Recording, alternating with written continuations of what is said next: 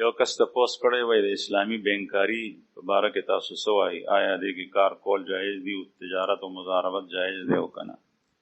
ما ته د اسلامي د بینکارۍ متعلق تفصیلات نه دي معلوم. د مفتیانو حضراتو ته پته وي. دلته هم که څوک تپوس کول غواړي جمعې لمونځ نه پس بیا تپوس وکړي. مفتي صاحب ناست دي یا نورو مدرسو کې چې چاته د دې په باره کې تفصیل معلوم وي نو هغه جواب درکولی شي. یو کس وایي چې طواف ودا سنت دی که مستحب دی په حج او په عمره کې؟ طواف ودا نه سنت دی نه مستحب دی بلکې واجب دی. واجب دی. او طواف ودا په عمره کې نه دی، په حج کې دی. صرف په عمره کې کدی طواف نه کو راتلو په وخت کې نو هم خیر دی. او طواف ودا په حج کې دی. اول طواف زیارت وی بیا طواف ودا وی د رخصتۍ طواف. او دا واجب دی چې چا پرېښو نو ګناهګار شو. البته یوه زنانه چې هغه په حالت د حیض کې ده او د هغې کپړې رالی او دې طواف ودا نه دی کړی او د دې نه خپله قافله روانه ده تلو واله ده، دا که ایساریږي نو نشي ایسارېدی، نو دې دپاره اجازت شته چې بغیر د دې طواف کولو دا لاړه شي. یو کس وایي چې په قسطونو باندې عمره کول دا جایز دی او که نه؟ عمره څه فرض نه ده، دا حنافو په نزدې واجب نه ده، نو په قسطونو باندې کول نه دی پکار. الله جل شانو چې وس او طاقت درکړی نو ویې کا چې نه نو نه. البته حج فرض کیږي چې کله سړي سره دومره پیسې وي چې دی پې تللی راتلی شي. دویم تپوس یې کړی دی چې د وسلې کاروبار کول جایز دی او که نه؟ زمونږ علماو لیکلي دي چې کله د مسلمانانو په خپله کې دشمني او جنګونه دغه وخت کې د وسلې کاروبار کول مکروه دی، نه دی کول پکار، او د هغې نه علاوه په ښه نیت سره کولی شي. یو کس وایي که چېرې یو سړی د ځناور ښکار کوي په ټوپک سره او د هغې رسېدو نه مخکې مړ شو نو دا حلال دی که مردار دی؟ که چېرې دغه مارغه یا دغه ښکار ته ورسېدی او دا ژوندی او سا پکې وه نو په مرۍ چاړه راکاږه نو حلال شو. او که دا مړ شوی دی نو مخکې علماو به وایي چونکې دا ګولۍ غونډه ده نو په غونډه ګولۍ کې زخمي کول نشته دی نو دې سره دا مرداریږي. او که چېرې دا تیره وي نو بیا ورسره حلال دی چې کله د بسم الله ویلي وي دا الله نوم دی غشتی. یو کس وایي چې ما قرآن پاک ویلی دی خو د تجوید نه بغیر مې ویلی دی. زما ښځې تجوید سره قرآن پاک ویلی دی، آیا زه د خپلې ښځې سره په تجوید سره قرآن پاک ویلی شم؟ او ویلی شي ورسره تجوید سره قرآن پاک ویلی شي. دې سره ښځه په تا باندې برکېدی نه شي. الرجال قوامون علی النساء، لیکن د هغې دا احسان منه چې تا ته قرآن پاک په تجوید سره وښولو. یو کس وایي چې زما استاد دی لیکن هغه طلباو په منځ کې فرق کوي، د یو طالب سره ښه سلوک کوي او د بل طالب سره ناروا سلوک کوي. نو ناروا سلوک د ګناه او د معصیت ارتکاب وي نو دا خو ګناه ده غټه، ده نه به تپوس کېږي. او باقي که چېرې داسې وي مثلا چې یو شی یو طالب ته ورکو او بل ته یې ورنکړو نو د هغه خپله خوښه ده، تبرع ده. یو چا ته هدیه ورکړې بل ته نه ورکړې دا ستا خوښه ده. یو کس تپوس کړی دی چې په دې میاشت کې زنانه چوري کوي او خپل رشته دارانو کې تقسیموي، دا په څه بنیاد باندې کېږي؟ نو د چورۍ ثبوت په شریعت کې جو څومره ادله دي دلایل دي په هغې کې نشته دی. هسې صدقه کول دا خیر دی. که یو سړی صدقه کي او رسول الله صلی الله علیه وسلم په نوم باندې صدقه کي چې یا الله اجر هغې ته ورسې دا جایز دي، لیکن د چورۍ ثبوت نشته. یو کس وایي چې یو مولانا صاحب جومات جوړوي، یو حاجي صاحب ته وایي چې ما ته د زکات مال راکړه او چې زه د زکات مالک شم نو بیا به دا پیسې په جومات باندې لګوم. دا څنګه دي؟ نو د زکات مال فقراو ته تلل پکار دي. که دا مولانا صاحب فقیر وي په ده باندې زکات کېږي نو چې کله دا مالدار سړی زکات ورکړي دی مولانا صاحب ته نو زکات د هغه ادا شو. اوس د دې مولانا صاحب خپله خوښه ده که په جومات یې لګوي او په ځان یې لګوي، لګولی شي. یو کس وایي چې یو ډاکټر دی هغه د دیني مسایلو نه خبر هم دی، هغه یو مریض ته د مرض په وجه د یو شریک کام نه یې منع کړي، هغې سره د مرض بیماري زیاتېږي د مریض، نو هغه منع کولی شي او که نه؟ او منع کولی شي لیکن دا وضاحت کول پکار دی چې د کوم کار نه یې منع کړی دی.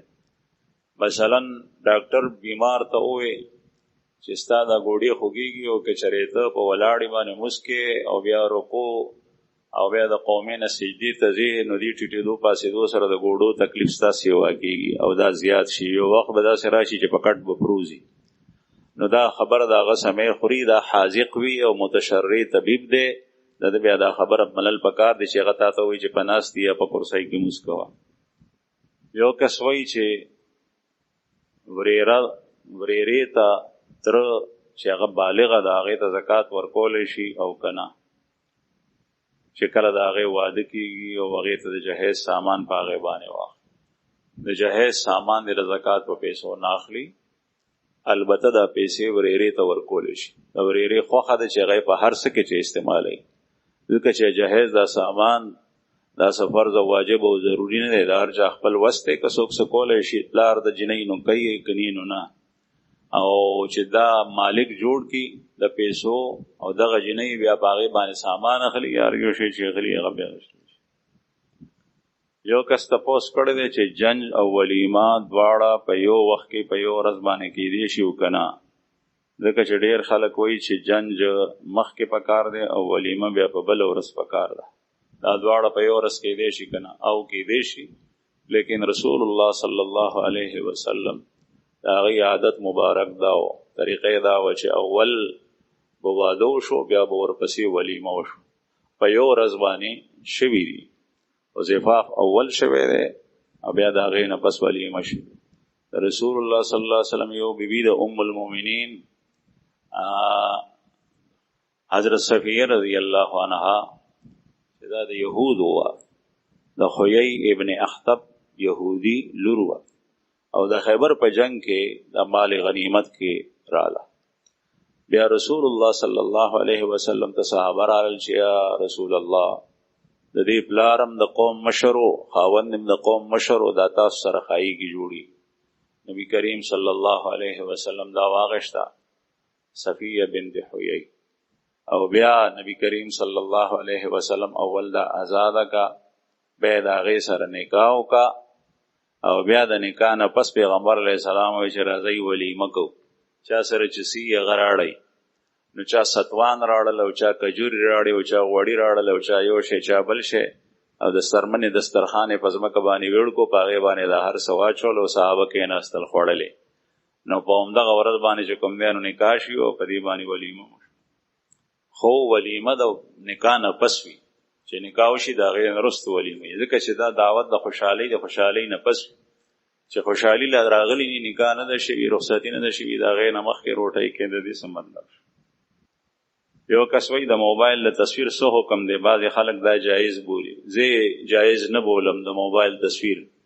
دا د شیطانتوب جړله همدغه موبایل ده چې د هر یو څیز تصویر پکې راغله. مخکې به بربند تصویر په کیمرا او په کاغذ چا نه شو ایستی، اوس په دې موبایل کې هر یو شی شته. نو چې کله د تصویر د جواز د دې په باره کې څوک وایي، بیا په دې کې هر یو لعنت راتلی شي. یو کس وایي چې په یو ځای کې څه خلک درود شریف اجتماعي طور سره کوي، آیا د دې اجازه شته او که نه؟ اجتماعي طور سره که دا مطلب وي چې یو کس یې وایي نورو ورته غوږ ایښی دی، نو که چېرې درود شریف دی نورو خلکو ته نه ورځي، دی وایي چې موږ ته نه راځي، موږ یې واورو، نو داسې کیدی شي. او که دا وي چې مثلا غونډ ناست دي هسې به یا څوک وایي یا نه، او چې کله ناست دي ټول درود شریف ځان ته وایي، نو هغه ویلی شي. دا ځان ته شو، اجتماعي نه شو. یو کس وایي چې زه روزانه سورت یاسین د شپې سورې واقعه او سورې ملک ویم، آیا زه زما د کور سره برنډه ده، په هغې کې زه ګرځم را ګرځم هم واک کوم، هغې دوران کې دا ویلی شم او ویلی شي هغې سره هم. یو کس وایي چې د جمعې په ورځ باندې زه ناوخته رالم او